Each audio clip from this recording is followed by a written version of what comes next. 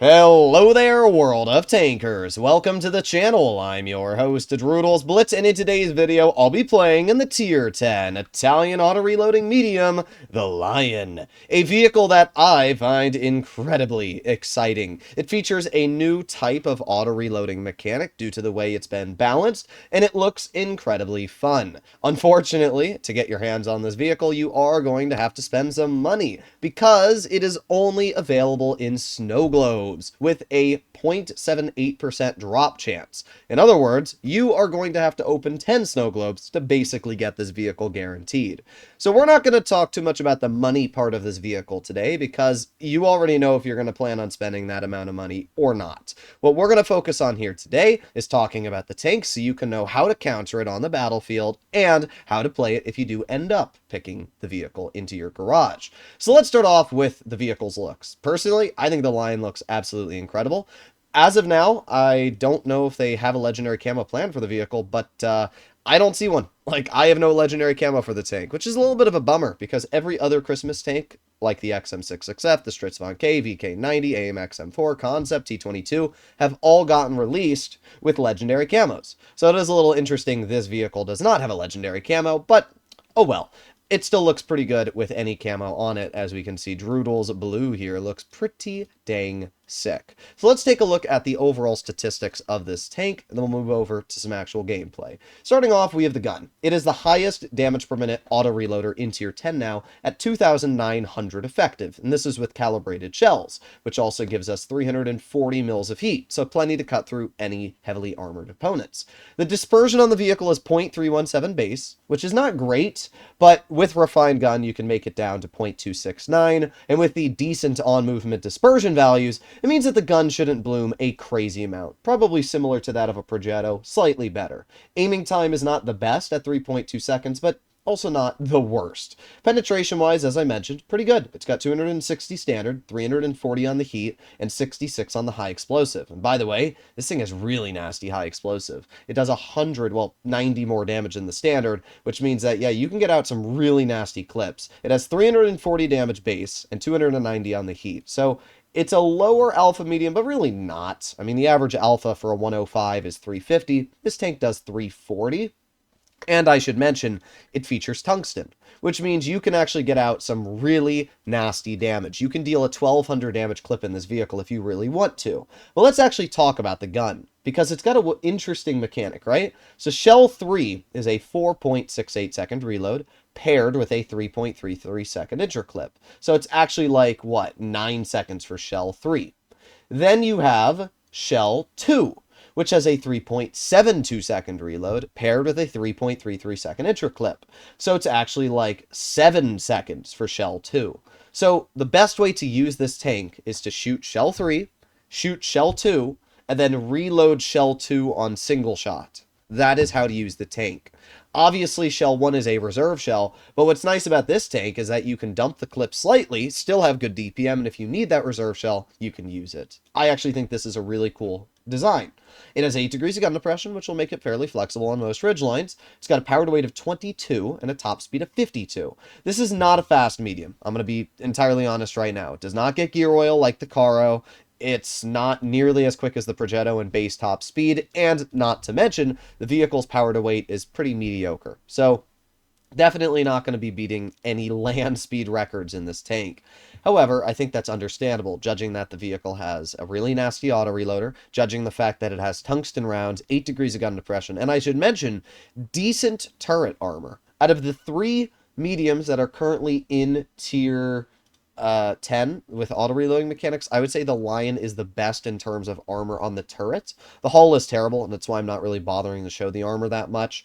The hull armor is essentially, you're going to pen it. It's the same as a Leopard. So the sides are 50, which is pretty similar to the Leopard's, I think, 40. The lower plate's 100 mils. The upper plate is like 200 effective, but the average tier 10 is like 260 pen. So again, you're not going to get many bounces on this vehicle. You might get the occasional troll bounce due to the fact the armor is angled, but do not expect to just get bounces in this vehicle like they're going to, come very often. The turret, as I mentioned, it's decent. The mantlet is actually the weak spot. So if you shoot the mantlet, you'll pen. It's the outer angled bits that are going to be bounces. So think of like a Vickers light turret and then make it the complete opposite. That's kind of how it works. Now you can see, as I mentioned, the mobility on this vehicle, it's not that quick. Like, we're chilling at 45 right now. It's definitely not what I would consider to be one of the fastest mediums in the tier, but that is kind of expected. We can see the on-movement dispersion here, as I mentioned. Not the best, but not bad either. It is, it's workable. So what does the enemy team have? They have a Cobra and a T-54 in terms of mediums. We can already see the enemy regressor, and I'm going to make my way right to this spot here, and we're going to kind of wait and cover. I don't know where the enemy team's going, but we do see the Cobra spotted. We see the T-54 spotted. Cobra gets shot. Interesting. Oh, there you go. We spotted an FV2 and 5B183. We got one shell into the 183 and 2 shells into the 183. And just like that, we took a pretty hefty chunk off of that player. Pretty good stuff. Unfortunately, ooh, I was about to say unfortunately we have the IS-7 looking at us, but we're all good. We're all good. Okay. So, what am I going to do here? Well, I feel like I could get a pretty good bleed out into maybe... Ow! Bruh. Am I still spotted? There's no way I'm still spotted, right? I am! Oh. That's why I'm still spotted, because there's a Cobra staring at me. That sucks. And we got the 54. Okay, this is bad. This is definitely bad right now. I'm gonna... Oh, man. We get shot by the tank destroyer, too? Bruh, that Ho-Ri nuked me. That's so cringe. Alright, well, the Cobra's jumping down. And let's see if I can help out the Boss Chatillon here at all. Let's put on our tungsten. There's a 390 damage shot into the Cobra. We get another shell, 413, and our Boss Chatillon should be able to get the clear, which he does. Perfect. Okay. Well, I did bleed some health, but we're on the bad spawn of Castilla. Tank destroyers can shoot you on this side. They can't shoot you on the other side. It's bullcrap, but there's nothing I can do about it. But you know what? I can shoot the enemy tank destroyers as well when they get spotted. So this Ho-Ri... well, it gets mounts, I guess. Let's try again. Now we are... man. You can see the dispersion on the vehicle. It's not great. As I mentioned, the dispersion of this tank is 0.317 base, which means that, well, you are going to be missing some of your shots occasionally. A little bit of a bummer, right? Well, we're going to chill here. I'm actually going to back up a bit, because we should have a better angle on this Ho-Ri from right here. And when the Ho-Ri gets spotted, we should be able to hit him. So we're just going to wait right here, and we'll see if he gets detected. So far, we've been doing okay, but, you know, nothing insane. Interesting. Ho-Ri actually fell back, holding off the 907. I'm not going to waste my time on that, because I'm not going to be able to do anything. I would assume that the 183... oh, there's the Yag. Interesting. All right, well, there's one shell into the enemy Jagdpanzer. And I would assume I'm not spotted. Yeah, there you go. A second easy shell into the Yag. We also spot the enemy FE2 and 5B183.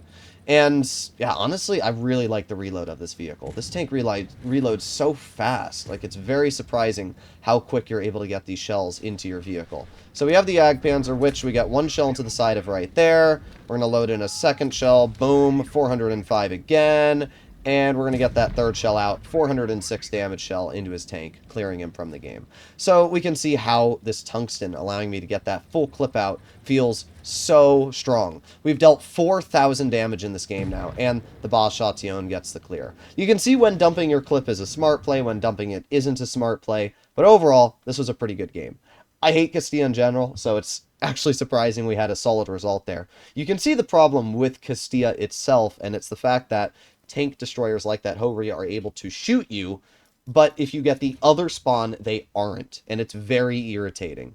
I also made a misplay because I didn't realize I was still spotted because my light bulb never went away. But we did 4,000 damage, top on the team, and it's a great result already to showcase where the vehicle is good and bad.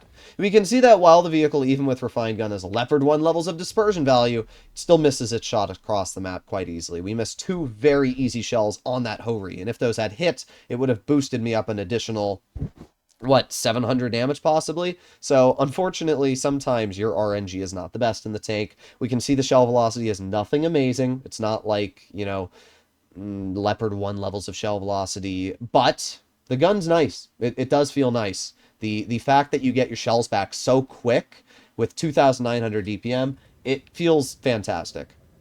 All right, well, here we are, game number 2, and we are now on Faust, which is not a great map, but we'll see what we can do. Up against us, we have a Caro, we have an E6, And I'm not going to push wide because while the tank does have decent turret armor, it's not great. When I say decent, I mean you can get bounces, but not reliably. You know, like the Patton, now that has a turret, I'd probably play where the T-22 is going. But I just don't trust this tank's armor enough to go reliably against an E6 or a Karo. I don't want to really, you know, be stuck in that situation. We can see the enemy Karo 45 ton spotted, and interesting. Looks like that Karo actually might be running. Okay, well, where's the Karo running to? Well, we're going to find out. We're going to aim it on this tank. There you go. Nice 415 roll, and we can see the enemy team already spotted on the other side of the map. So what that means is obviously their team is alone. I swear to God, if there's a 183 in this bush, I'm going to flip out. All right, I'm going to wait just a little bit. Now we should be okay to cross. Okay. There is a 183 back here. What a surprise. What a G. Williker shocker. Well, the 183 fired. We're going to activate our tungsten. We get a 390 damage shell into his vehicle, and we get a 396 damage shell into his tank. As much as I want to dump that final shell, there's really no reason to. 50 TP gets the clear, and just like that, those players are knocked out of the game. We have the Karo all the way in the back. We have the K91 over here, and we have the E6. Okay. I'm going to push the K91. We are a medium after all, which means we should be fairly quick at pushing him. T-22 is kind of getting in our way, but that's all right. We're going to reload in 3, 2, 1, and let's see. Bonk. There you go. 325. And we get another 358. As much as I want to dump my reserve shell, definitely not worth. Oh, God. What are we doing, team? What are we doing? Is it like, bruh? Okay. Well, I'm probably going to be the one shot. Yeah, unfortunately. I would have been fine, but my teammates just specifically made sure that I couldn't get in the cover there. All right, well, I'm going to push to the rear of the C4 because I think that's the smartest play. So let's see if we can do that really, really briefly. And bonk, there you go. 330 damage shell into his tank. Bonk, another 314 damage shell. And we're up to 2,500. Pretty good stuff so far. Alright, we're already getting our shells back. Look at how quick this thing's reload is. It's insane, actually. Alright, so the enemy Karo, that player's running. And obviously, not too surprisingly, we have the WZ-114, the E6, and the 752 over here. So what am I going to do? Well, we are going to activate... Oh, man, but that E6... That E6 is going to be a rat. I can already tell you that. Look at him. He's just going to sit here and stare at us. So you know what? If you want to do that, there you go. 335 shell into your tank. 2 shells into your tank. And E6 gets shot again. Is it really worth it for you to do that, bruh? That's my question. Is it really worth it? Well, now we have the WZ who's pushing over towards me. Don't really want to get shot by that. We're just going to back up. That way the WZ... Oh my God, he hits that. Wow, okay. Well, my game is unfortunately over. But I did a pretty good result this game, still dealing 3,800 damage. Unfortunately, that WZ managed to hit us with a shot I didn't even think was possible to hit me on. I was basically behind cover there, but you can see he slammed that right into my lower plate, even at that angle. A great example to how poor the Lion's armor is. It is not a well-armored vehicle. You should not expect to be getting bounces in the tank. So, yes, it does have turret armor, as I mentioned, but, well, nothing too special. The game will be a win, though, so I can't really get all too mad. We did 3,800. You can see why the Lion feels so nice. I mean, it's got this auto-reloading mechanic, which allows it to always have shells loaded. Oh my God, T-22. It's not that hard to pen a Lion, bruh. It really isn't. Or other way, not a Lion, a Karo. But hopefully our Kampfpanzer gets the clear before this guy's able to run away. No. Come on, I believe in you, 50 TP. I don't want to sit here and wait 8 years. Thank you, thank you, thank you. There you go. I think that this is a really good tank, though. It's definitely a worthy Blitzfair vehicle. It's fun, it's mobile, it's got a great overall mechanic. The tungsten makes it feel even better. Yeah, Wargaming did a pretty good job on this tank overall. I have no complaints about it. 3,800 damage dealt there. Top on the team once again.